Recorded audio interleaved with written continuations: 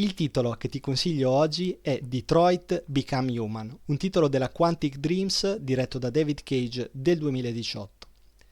Ci troviamo nella Detroit del 2038. Le nostre vite sono fianco a fianco degli androidi che ormai fanno parte della nostra quotidianità. Improvvisamente, in giro per la città compare una scritta I'm alive.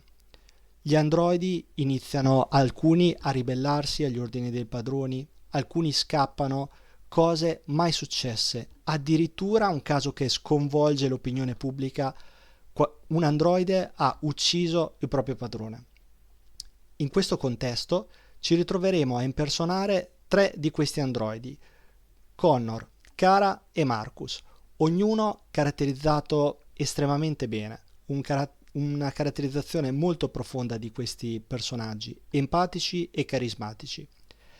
Aggiungendo i concetti di rivoluzione e investigazione, della storia possiamo dire praticamente nient'altro, perché da qui in poi saremo noi, sarai tu a costruire la storia. Ogni giocatore infatti può plasmare la storia, dare a Connor, che è un investigatore androide, più freddezza o incertezza, a Kara più impulsività o affetto materno.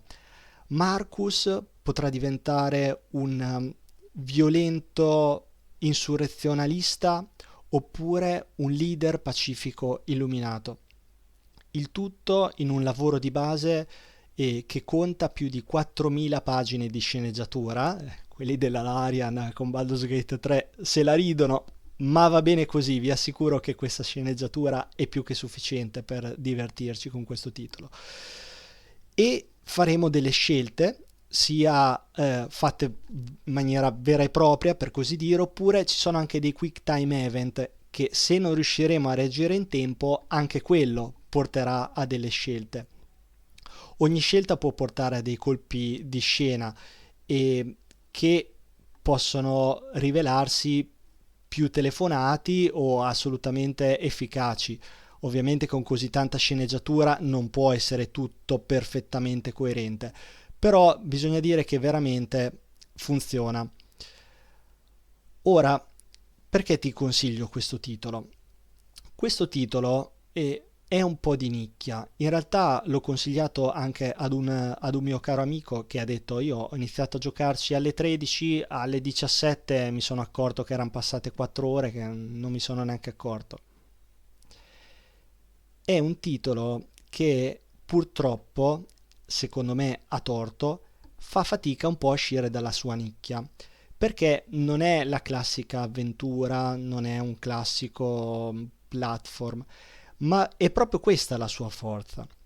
Perché a volte sento dire: ah, ma a me non piacciono i videogiochi, che secondo me è una frase non molto corretta, perché magari è non ti piace sederti a giocare al computer o a una console, o magari non ti piace quel genere.